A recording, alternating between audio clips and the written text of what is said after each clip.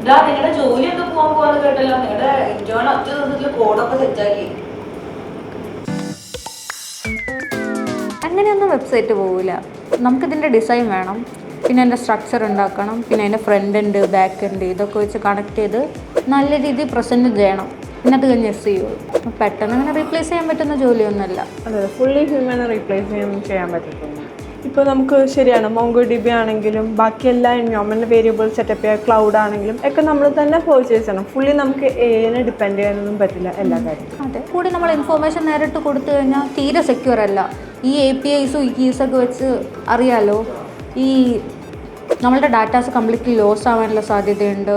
വേറെ എന്താണ്, ഫോറിൻ കാര്യങ്ങൾ ഇതിൻ്റെ ഉള്ളിൽ മിക്സപ്പായി ഇവർ തന്നെ ഓരോന്ന് ആഡ് ചെയ്ത് കഴിഞ്ഞാൽ ഈ SQL ഇഞ്ചക്ഷനൊക്കെ നടന്നു കഴിഞ്ഞാൽ അറിയാലോ. അതുപോലെ ഇപ്പോൾ നമുക്കൊരു റൂട്ട് മാപ്പ് ഉണ്ടാവും, അത് അതേപോലെ ഫോളോ ചെയ്താലേ നമുക്ക് ഫൈൻ ഔട്ട്പുട്ട് കിട്ടും. പിന്നെ നമ്മൾ ഫുള്ളി AI ഡിപ്പെൻഡ് ചെയ്ത് കഴിഞ്ഞാൽ എല്ലാ വെബ്സൈറ്റ്സും ഒരേ പാറ്റേണിലിരിക്കും. നമുക്ക് ഹ്യൂമൻ്റെ തോട്ട്സും ക്രിയേറ്റിവിറ്റിയും അവിടെ ഒരു മസ്റ്റ് പാർട്ടാണ് four creating more user experienced websites. അല്ലെങ്കിൽ എല്ലാവരുടെയും ഒരേപോലെ ഒരേ പാറ്റേണിൽ പൊയ്ക്കൊണ്ടിരിക്കും. ഇൻറ്റേൺ ചെയ്തു എന്ന് പറയുന്നത് പോസിറ്റീവായിട്ട് എടുക്കണം. അതായത് അത് ടാലന്റ് ആണ്, അവനറിയാം എങ്ങനെയാണ് AI യൂസ് ചെയ്യേണ്ടത്. യൂട്ടിലൈസ് അതൊരു ഹ്യൂമൻ ബ്രെയിനിൻ്റെ കപ്പാസിറ്റിയാണ്. നമ്മളെ റീപ്ലേസ് ചെയ്യാൻ വന്ന വില്ലനൊന്നുമല്ല. It's a powerful tool. ശരിയാണ്. ഹിസ്റ്ററി നോക്കുമ്പോൾ പ്രിൻറ്റിങ് മെഷീൻ വന്നപ്പോൾ സ്ക്രൈബ്സ് പോയി, കമ്പ്യൂട്ടർ വന്നപ്പോൾ ടൈപ്പ് റൈറ്റർ പോയി. സോ മനുഷ്യർ പോയിട്ടില്ല. സോ നമ്മളത് അഡാപ്റ്റ് ചെയ്യും.